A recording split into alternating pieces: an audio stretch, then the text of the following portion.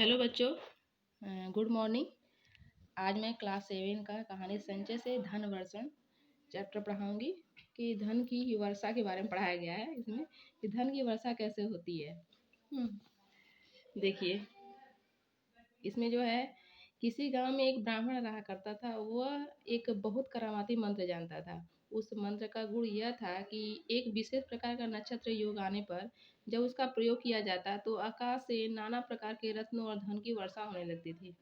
उस ब्राह्मण के पास एक बड़ा बुद्धिमान विद्यार्थी पढ़ने आता था। एक दिन किसी काम से ब्राह्मण उस विद्यार्थी को लेकर घर से बाहर गया। कुछ दूर जाने पर वे एक घने जंगल में जा पहुंचे। इस जंगल में कम से कम 500 डाकुओं का गढ़ था। वे राहगीरों का माल अशबाब सब लूट लिया करते थे। उस ब्राह्मण और विद्यार्थी की भी यही दशा हुई। डाकू ने उन्हें बांध लिया।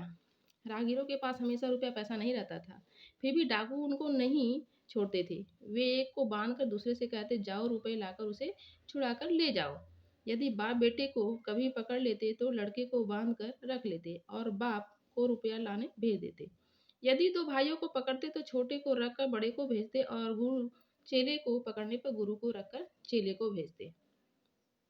इसी प्रकार उन्होंने ब्राह्मण को पकड़कर शिष्य को रुपए लेने भेज दिया। जाते समय शिष्य ने गुरु जी को नमस्कार करके कहा, मैं 1-2 दिन के भीतर ही लौटूंगा, आप डरना मत। किंतु एक काम आपको करना होगा, आज धन वर्षण का योग है।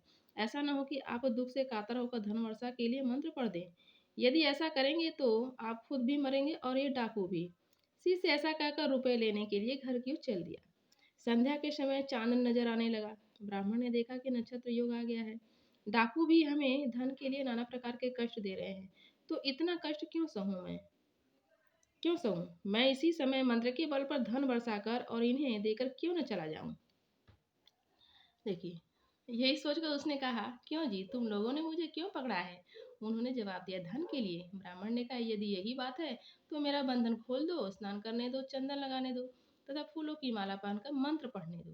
डाकू ने वैसा ही किया। ब्राह्मण ने मंत्र पढ़कर ज्यों ही आकाश की ओर देखा, त्यों ही आकाश से नाना प्रकार के धन रत्नों की झड़ी लग गई। डाकू से जितना हो सका उन्होंने इतना धन इकट्ठा किया और एक कपड़े में बांधकर चलते बने। ब्राह्मण भी उनके पीछे पीछे जाने लगा। कुछ दूर जाने के बाद अचानक कुछ अन्य डाकू आए और उन्होंने इन डाकुओं को रोक लिया।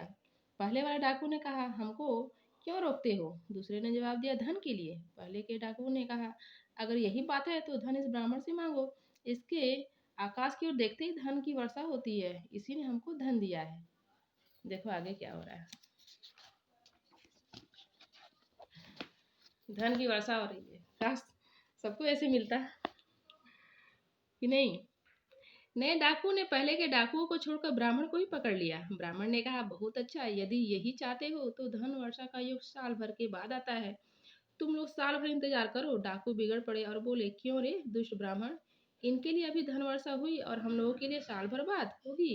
क्रोधी डाकू ने ब्राह्मण को मारकर रास्ते में फेंक दिया और दौड़कर पहले वाले डाकुओं को पकड़ लिया। फिर क्या था, दोनों दलों में भयंकर मारामारी शुरू हुई। कुछ डाकू घायल हुए और कुछ मर गए। अंत में सिर्फ 2 डाकू ही बचे। दोनों डाकू सारा धन रत्न लेकर एक गांव के पास पहुंच गए। वहां उन्होंने एक पेड़ के नीचे धन रत्नों को छिपा दिया। उन दोनों डाकुओं में से एक तलवार लेकर पेड़ पर चढ़ गया और पहरा देने लगा तथा दूसरा भोजन लेने गांव की तरफ चल पड़ा। देखिए, डाकू सब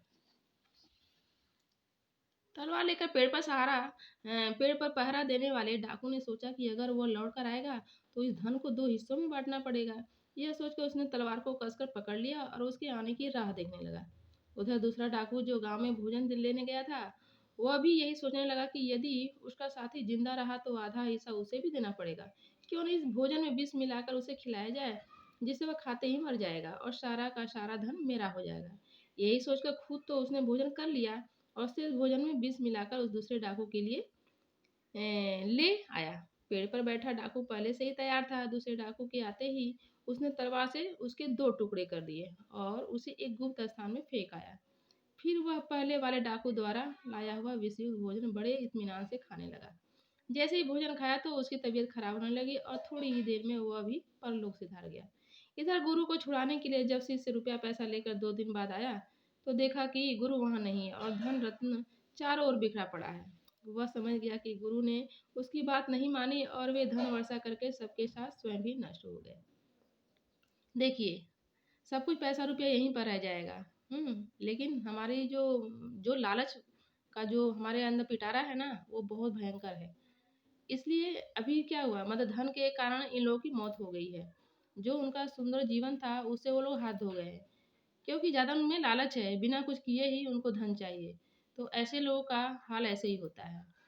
सो हजारी प्रसाद द्विवेदी जी यहाँ पर जो कविता, ये कहानी जो किए हैं, लिखे हैं, वो बहुत ही सुंदर है कि धन की वर्षा मंत्र पढ़ने से सही बात है, लेकिन उसका अगर बार बार इस्तेमाल किया जाएगा, बार बार उसको हम यूज करेंगे, बिना मतलब के, हाँ, जिसको धन की सचमुच में ज़रूरत है, जो कि लाचार है, जिसको कि बहुत ज़्यादा ज़रूरत है, उसके लिए धन क्या है, धन की वर्षा होनी चाहिए, ना कि सबके लिए। तो ऐसे लोगों से, ऐसे लोगों से बच कर रहना चाहिए, या फिर ऐसा काम नहीं करना चाहिए, वरना फिर हम लोग चले जाएंगे, धन यहीं पर रह जाएगा, ज़मीन यहीं पर रह जाएगी। सो बच्चों, आप लोगों का ये जो धन वर्षा का जो कहानी का जो चैप्टर था, आज यहीं पर फिनिश हो रहा है, और उसका मैं क्वेश्चन आंसर सॉल्व करके दे दूंगी। सो आज के लिए इतना ही, धन्यवाद।